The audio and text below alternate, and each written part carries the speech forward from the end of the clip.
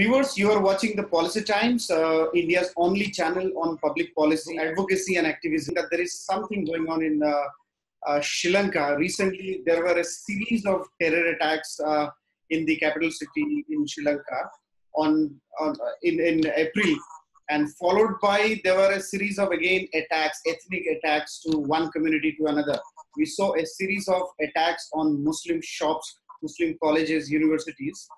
So to talk on that, I have with me Mr. Shiraz Yoonus, who has been the National Coordinator of Muslim Affairs to the former President, His Excellency Mr. Mahindra Rajapakse.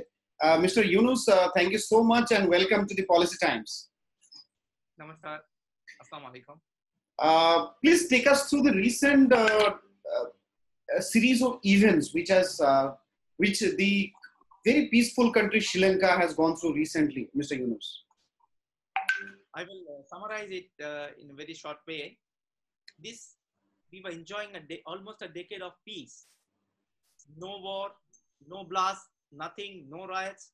And unfortunately, April 21st was the darkest day we have ever imagined in the past decade. This turned the tables. Actually, this was targeted.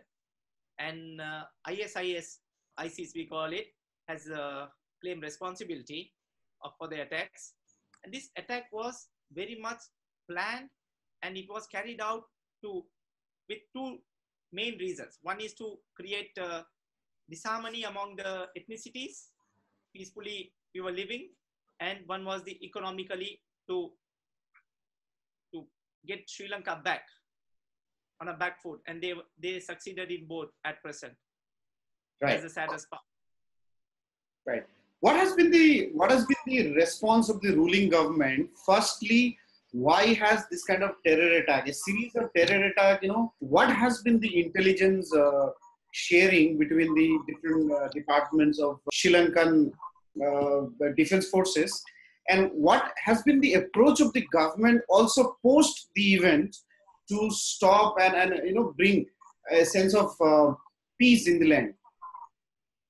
I would say in this way that government has been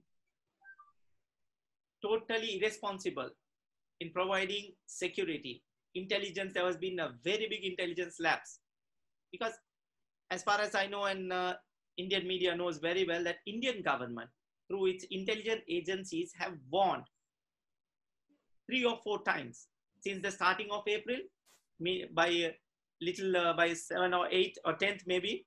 Then again on the 20th, and just before 2 hours attack, Indian intelligence agencies and government has alerted the Sri Lankan authorities. But due to the lapse and carelessness of the present president, Maithripala Sirisena, and present Prime Minister Ranil Wickremesinghe, they didn't take any action. Although we have been having a very great intelligence and a security network, which we defeated the ruthless guerrilla group of the world, LTTE. These were the same armed forces. The intelligence labs and intelligence, I would say that betraying the intelligence have been done by the present government leaders. Right. Post the incident, we saw again a rise of ethnic, warfare. One community attacking the other. Is this a trend of failure of governments in stopping or bringing harmony, or politicians are trying to mileage this kind of, or leverage this kind of ethnic discrimination or disharmony? Since the barbaric suicide attacks by the ISIS terrorists, who unfortunately happen to be Muslims, that's a very sad state. And government was irresponsible in stopping it. And the backlash against the Muslim minority community happened after 3 weeks of the suicide attacks. So this was a very plan to destabilize the peace and to create a distance between the majority Sri Lankan Sinhalese community and other communities, I would say. And these attacks were carried out while the curfew was imposed, while the curfew was on. And our security forces were waiting for orders. They didn't sustain, and definitely there has to be a political strongman or strong backing for the mobs. Those mobs were not from the area. Maybe 1 or 2 elements who would have identified the Muslim shops and Muslim households.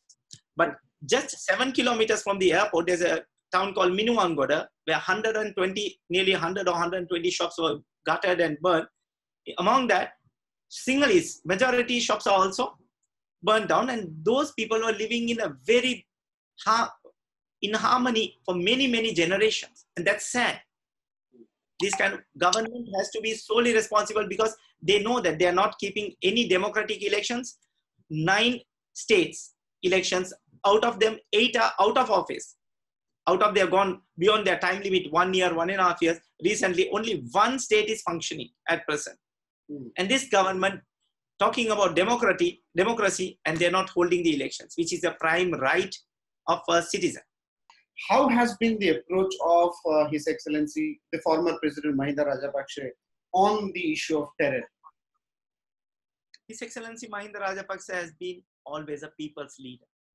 He was the commander-in-chief and the president when we won the war against, it was not the war against the Tamil population, it was war against the terrorism, and it was carried out with the largest humanitarian, I would say that humanitarian effort, where many civilians were taken out safely when they were used as the human shields. And our security forces have been very much understanding and committed to doing it. And His Excellency Mahinda Rajapaksa has ordered, whatever said and done, no civilian casualties. Civilians has to be taken care, because this is not a war against a community or ethnicity. He has been always saying it, and he, in his interview, I was there in the meeting when some Muslim scholars came and met him. He said, due to the actions of few misguided, misled terrorists, whole community should not be blamed. And even former Defense Secretary Gotabaya Rajapaksa is also having the same concept, and he has been already saying on media and interviews also that no Muslim, not the whole Muslim community should be blamed for this. And we are grateful for them, for their understanding of and importance of every community of Sri Lanka. So you represent a very important Muslim affairs of a very ruling and important party of Sri Lanka. What has been the position of Sri Lankan Muslim on the issue of terror in context to the recent event? We saw that many Muslim clerics, Muslim leaders have joined shoulder with their Christian and Buddhist counterparts after the event. Very good question.